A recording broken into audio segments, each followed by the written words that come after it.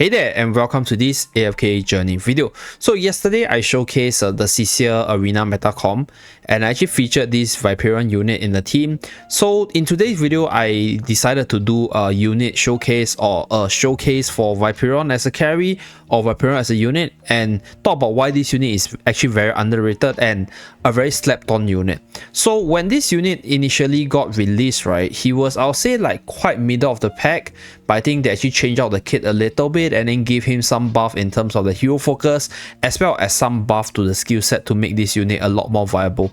So I think this unit is quite underrated and not a lot of people have covered it. So I'll try to cover the skill set as detailed as possible so you guys know how this unit works and then how you can benefit from using this unit.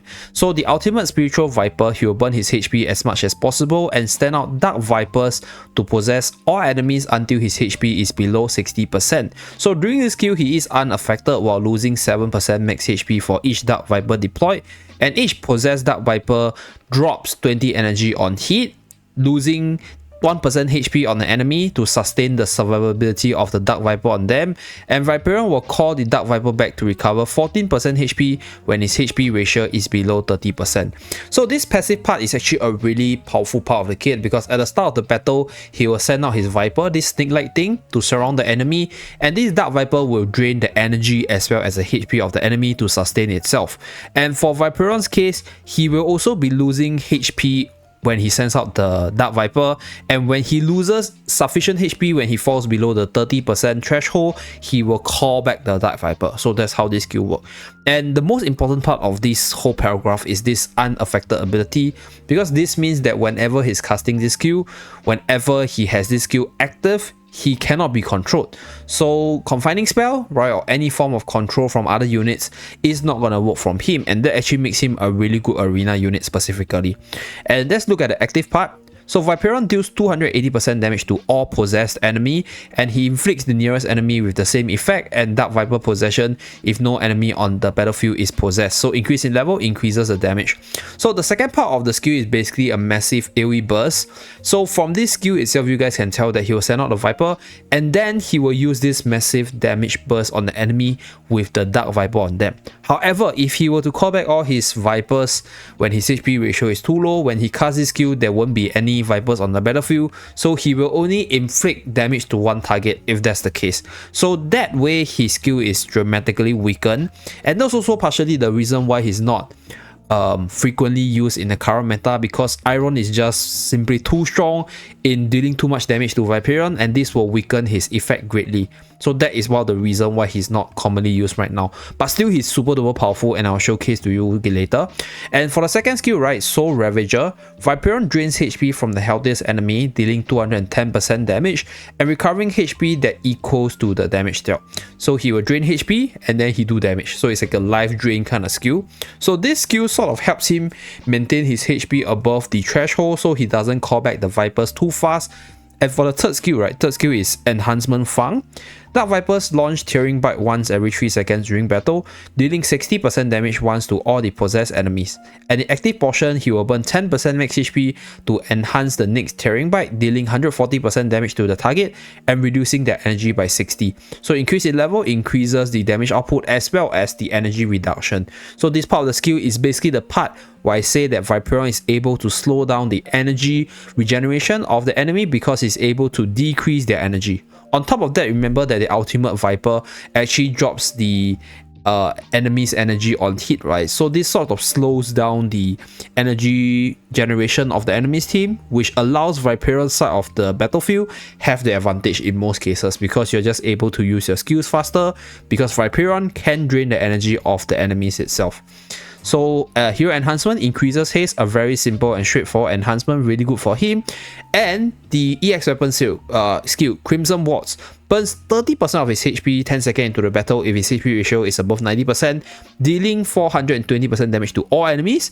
He's unaffected during the skill casting, and this skill can be triggered once every 30 seconds. So increase in level increases the enhancement on the Dark Vipers as well as increase the damage on the skill itself.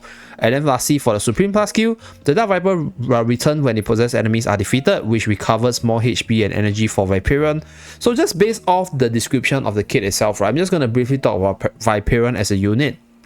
His role is an AoE mage attacker, which provides a debuff on the enemy, right, to drain their HP, to slow down their energy regen, while himself, right, casting massive AoE damage to these enemies. And this unit is very reliant on heals as well as ways to keep himself healthy so that he's at maximum power, because one way to deal with Viperian is just to do massive damage to him at the start of the battle, so that by the time he's able to cast his ultimate, by the time he's able to cast his skills, it will be less powerful because he doesn't have the Viper sent out, right? He has to cast the ultimate to send out the Vipers once again, so that's one way you do with Viperian. But Viperian's EX weapon sort of solves that problem in a way, because as long as Viperian stays on the battlefield every 30 seconds in the arena battle, he's just gonna be able to cast this massive AoE damage skill, which is even like higher damage compared to the ultimate, as you guys can see over here, to all enemies, even if the enemy doesn't have any Vipers attached to them. And on top of that, right, this unit is unaffected whenever he casts this skill or whenever he's casting the ultimate skill itself. So this means that there's no way you can just like CC Viperian out of nowhere and stop the ultimate from going off, right? Because it's just unaffected. So that's one thing that Viperian has going for him, and that's one of the reasons why I say that Viperian is actually a very underrated unit, because people are very obsessed with the current Wilders combo, Wilders meta, Arden, Iron, as well as Carolina. But Viperian is actually an insanely good partner to Iron as well, right? Other than that, Viperian is also a really good unit in general if you need a unit that is a secondary DPS while just being a generally good debuffer and damage dealer. So this unit is quite versatile and is quite strong, at least in the arena side of things. Okay, so here I'll showcase some runs with Viperian. I think I'll just fight this guy over here because I'm not very confident against the Iron Carolina combo. So just fight this guy.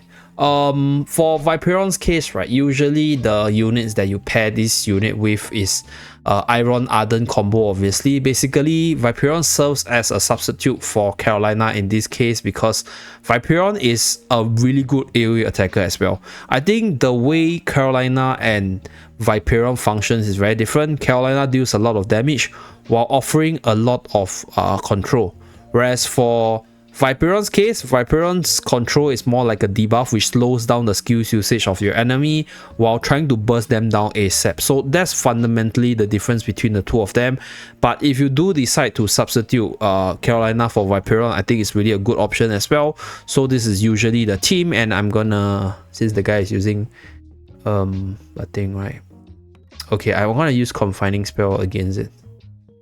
Yeah, I'm going to use Confining Spell. Okay, so without further ado, I'm just going to run this team. This is basically the standard Arden, Iron, Carolina team, but have Viperian in the place of Carolina. Okay, so let's start the battle.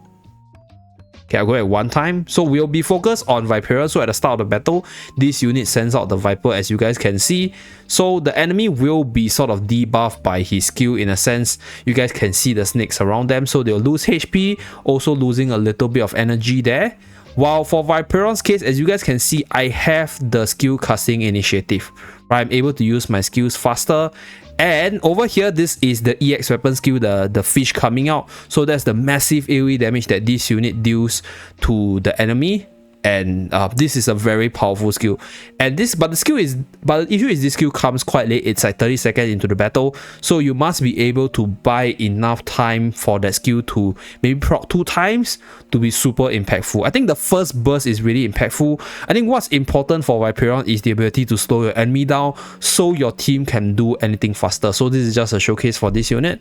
Okay, so if you guys can see, right, the damage output of Viperian is nearly as strong as my Arden, even though my Arden has a higher EX weapon. So Viperian as a standalone AoE damage dealer is really insane, and it fits into the theme of working really well with Iron as well. Personally, I think he's a very slept on unit because people often just see Carolina and Iron together. But I do see that in certain situations, Iron as well as Viperian can be stronger because of the ability to just give you the skill usage advantage in a mage team setting. So that's for this one.